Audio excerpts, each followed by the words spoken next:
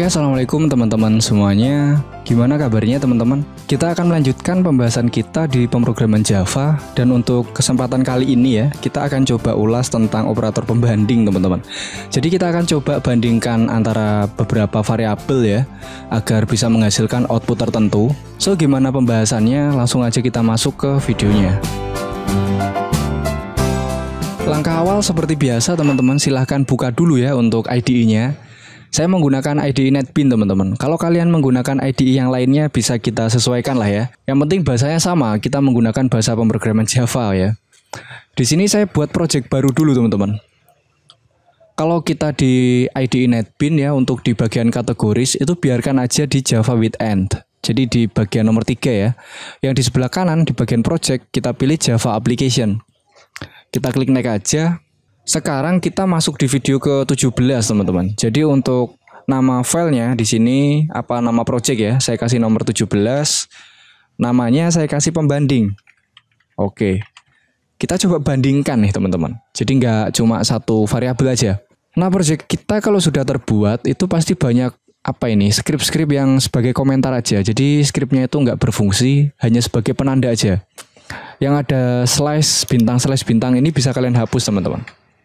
Kita sisakan skrip utama aja. Ya di sini nggak masalah, hapus aja. Ya menyisakan seperti ini. Jadi ini adalah skrip utama kita. Jadi untuk operator pembanding nanti kita akan coba ulas beberapa. Yang akan kita ulas pertama itu adalah sama dengan ya.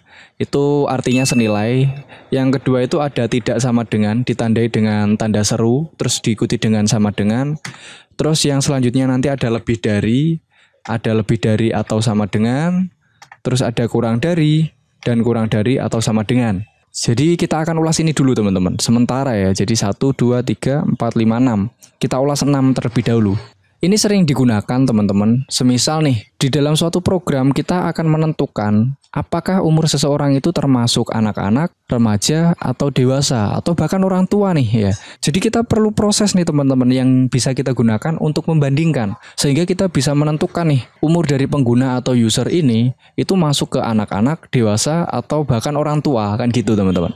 Ini juga bisa kita gunakan untuk membandingkan nilai nih teman-teman. Biasanya kita bisa menentukan kelulusan suatu nilai nih. Jadi nilai bisa dikatakan lulus kalau kondisinya itu lebih dari ini, semisal gitu kan. Kita bisa menggunakan pembanding ini, lebih dari atau sama dengan dan lain sebagainya. Jadi ini yang perlu kita bahas teman-teman. Jadi di bawah sini coba kita enter biar enak nanti scrollnya. Kita akan ulas sama dengan ini dulu teman-teman. Jadi di sini semisal nih saya punya variabel A, nilainya 10 nih. Terus di bawah sini saya akan coba shout atau system.out.println variabel A apakah sama dengan, berarti di sini saya perlu 2 nilai ya teman-teman. Saya punya variabel B, satunya nilainya semisal 7. Oke. Jadi saya punya variabel A dan variabel B sama-sama integer ya. Variabel A nilainya 10, variabel B nilainya 7. Kita akan coba bandingkan variabel A apakah senilai ya. Kalau sama dengan 2 kali itu bacanya senilai ya. Apakah variabel A itu senilai dengan variabel B? Jadi kalau sama dengannya cuma 1 itu operator penugasan. Di atas ini ya. Kita menugaskan variabel A biar nilainya adalah angka 10. Kalau sama dengannya itu ada 2, berarti dia operator pembanding teman-teman.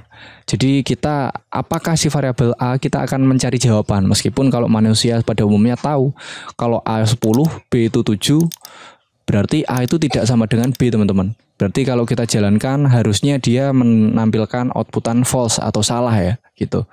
Tapi kan kita sekarang fungsinya pemrograman ini kan biar si program nanti tahu maksud atau tujuan kita teman-teman. Kan gitu ya. Jadi kalau program ini saya jalankan, dia akan menampilkan tulisan false ya. Jadi kondisinya dia salah. Salah bro, kalau nilai A itu nggak sama dengan nilai B gitu.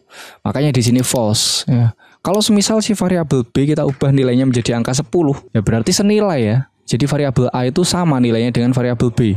Kalau di sini kita jalankan, dia akan menampilkan outputan true atau betul ya. Jadi benar, si variabel A itu senilai dengan variabel B gitu. Ya, jadi clear ya untuk yang senilai. Sekarang kita akan coba, ini saya komen dulu ya. Di bawah sini, ini saya copy ya biar nggak nulis lagi biar nggak ngetik lagi. Variabel A itu semisal tidak senilai dengan variabel B. Jadi tidak senilai itu kita berikan tanda seru diikuti dengan sama dengan. Itu artinya tidak senilai. Kita ingin mencari tahu nih menggunakan program ya.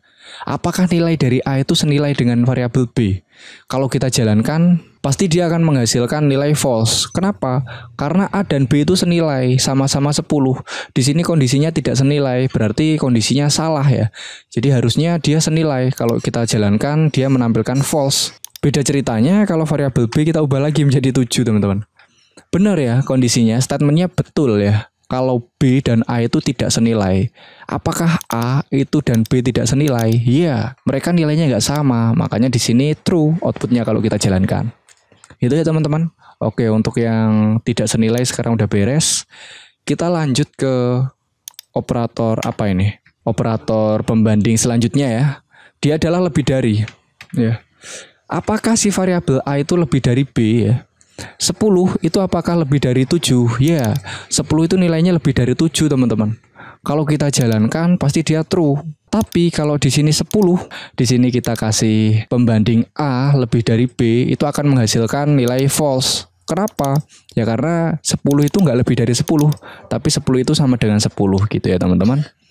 Oke, untuk lebih dari udah beres.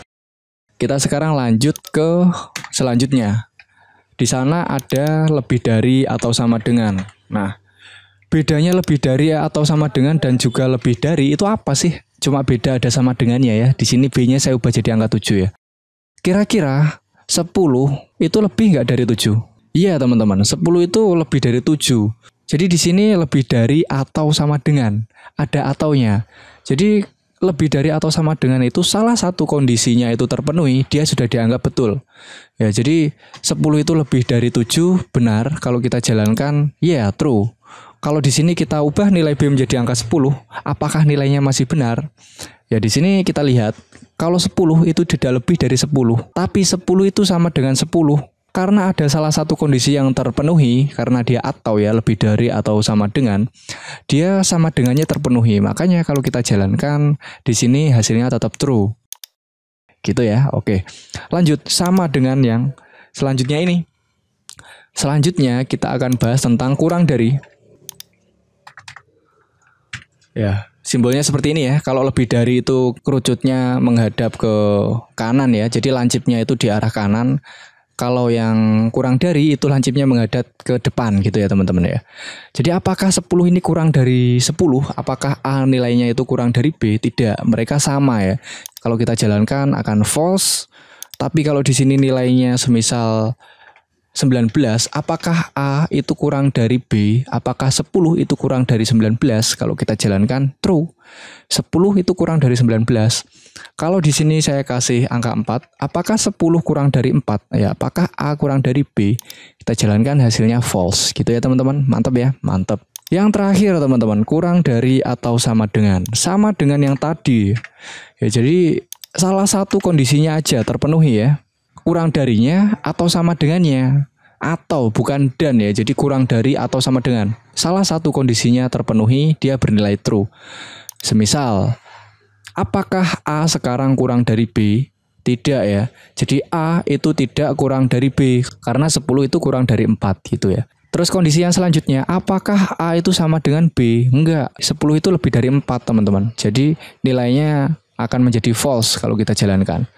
Ya beda ceritanya kalau gini, nilainya B saya ubah menjadi 11. Ya.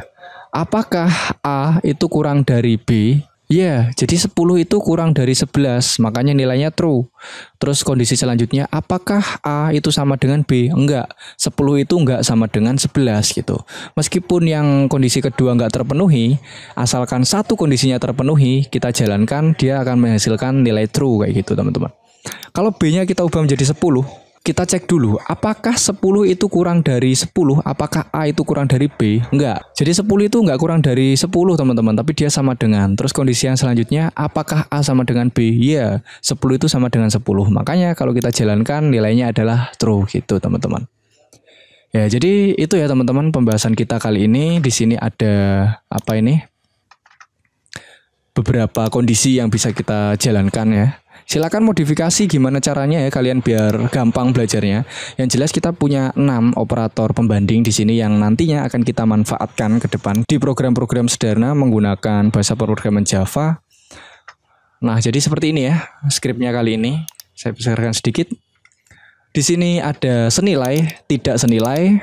Terus di sini ada lebih dari atau sama dengan, terus ada kurang dari, dan juga kurang dari atau sama dengan. Simbolnya seperti ini, jangan sampai keliru ya teman-teman. Yang rawan itu di senilai ini. Dia meskipun kita bahasnya di kehidupan sehari-hari itu sama dengan ya. Kalau di pemrograman itu beda ya. Sama dengan itu penugasan, kalau senilai itu operator pembanding gitu. Jangan sampai keliru ya, karena pemrograman itu sangat sensitif ya. Salah maksud aja nanti programnya bisa error gitu teman-teman. Kalau kita jalankan ya sekarang hasilnya gini, silahkan analisa sendiri ya. True ini punya siapa, false punya siapa, bandingkan dengan variabel yang dibandingkan gitu. Oke, mungkin itu teman-teman pembahasan kita di operator pembanding kali ini. Mudah-mudahan bisa diambil manfaatnya dan bisa bermanfaat ke depannya. Tetap saksikan video-video selanjutnya. Saya akhiri, wassalamualaikum warahmatullahi wabarakatuh.